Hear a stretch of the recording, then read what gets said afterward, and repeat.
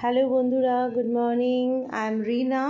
আবার চলে এসেছি আপনাদের সাথে একটা সুন্দর সমোসা চাট, যেটা সিঙ্গাড়া বলে, সেটা রেসিপি নিয়ে। তো আমরা এখানে 6 জনের জন্য সমোসা চাট বানাচ্ছি। আমরা মিন্স আমি।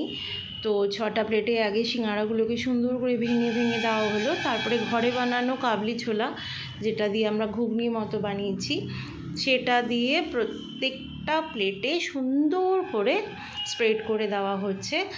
যেহেতু আমরা 6 জন মানুষ ঘরে, তার জন্য 6টা প্লেট আমি রেডি করেছি। তো সুন্দর করে ঘুগনিটা খেতেও ভীষণ ভালো হয়েছিল ডেফিনেটলি।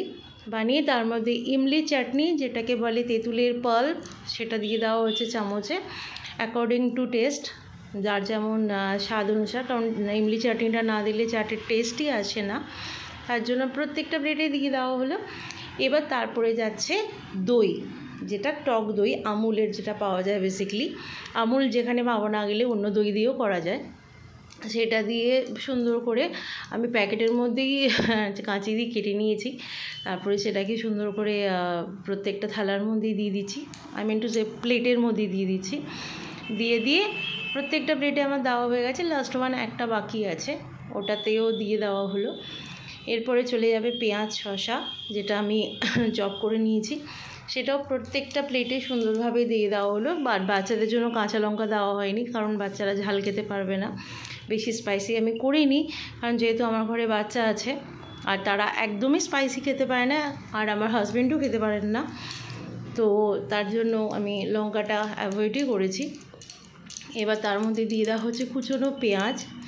সেই পেঁয়াজগুলো প্রত্যেকটাতেই দিয়ে দেওয়া হচ্ছে, কারণ পেঁয়াজ না দিলে চাটের টেস্টটা আসে না, আর ভালোও লাগে না খেতে ডেফিনেটলি।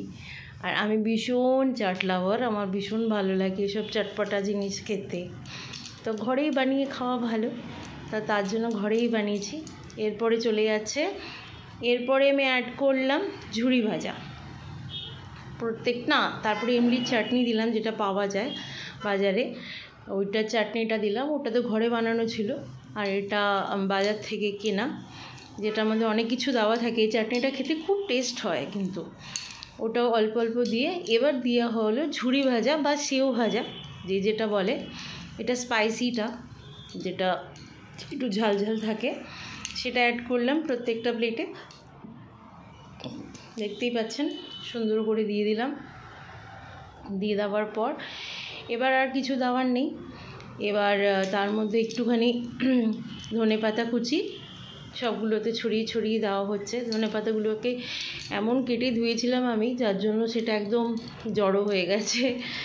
এবার তার সাথে দিয়ে দেওয়া হচ্ছে অল্প অল্প লেবুর রস আর সামান্য সন্দক লবণ, যেটাকে বিট লবণও অনেকে বলে, তো সেটাও একটু একটু করে ছড়িয়ে দেওয়া হলো।